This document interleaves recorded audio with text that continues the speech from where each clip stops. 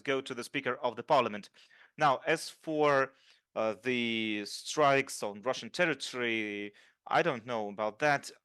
When current General Secretary of NATO was and Prime Minister of Norway, we dealt with a lot of important issues in the Barents Sea. We discussed it with him, and back then when I spoke to him back then, he seemed a reasonable person, not suffering any dementia. And if he speaks about attacking Russian territory with these weapons, as a person who heads an important organization, a political organization, he is a civilian himself, and he must know, still, he must know that high precision weapons, long, uh, this these kinds of weapons cannot be used without satellite imaging first, without reconnaissance, and now then choosing the target and choosing the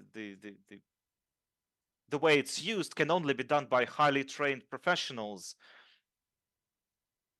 based on reconnaissance. So take Storm Shadow missiles. These flight missions, as they're called, can be decided automatically without the participation of Ukrainian officers. And it is done by those, the missions are designed by those who provide the weapons. So it can be done without any participation of the Ukrainian side itself, the Ukrainian army itself. Now, other missiles, other systems such as ATACMS are also used based on satellite reconnaissance. The mission is created, then it is calculated, and in fact, when it's being input into the missile, the person who's inputting it may even not know what the missile is going to do, but the mission that's being input is actually being prepared by NATO officials, by NATO military, not by Ukrainians. And so the NATO countries, especially in Europe, especially in smaller countries of Europe, they must be they must realize what kind of game they're playing. Uh, Smaller countries with small territories and that have a lot of population, they must understand what they are, and they must take that factor into account before they speak about attacking Russian territory. Now, these are all serious matters, and we are addressing them. We are looking at them very patiently. Um, we see what's happening about around Kharkov. It's the Ukrainians that provoked us to. I spoke about that publicly. I said that if they're going to attack our civilian areas, we're going to create this security zone. And so we started to do that. First, they provoked us in the Donbass.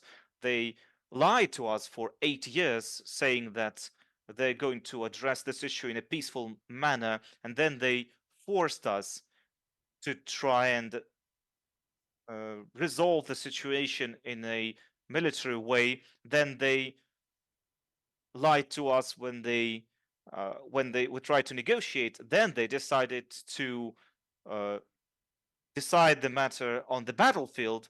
Now, we told them never to attack Russian territory or residential areas around it, or we're going to have to create this barrier zone.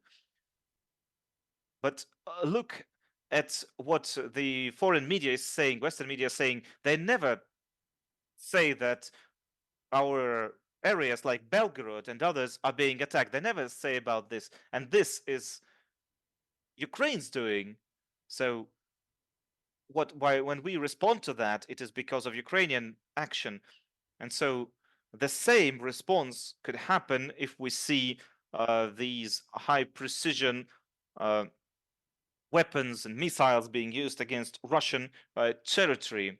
And so once uh, this affects the situation in Ukraine, look at how it's difficult to say how this will affect the global situation or the situation in Europe.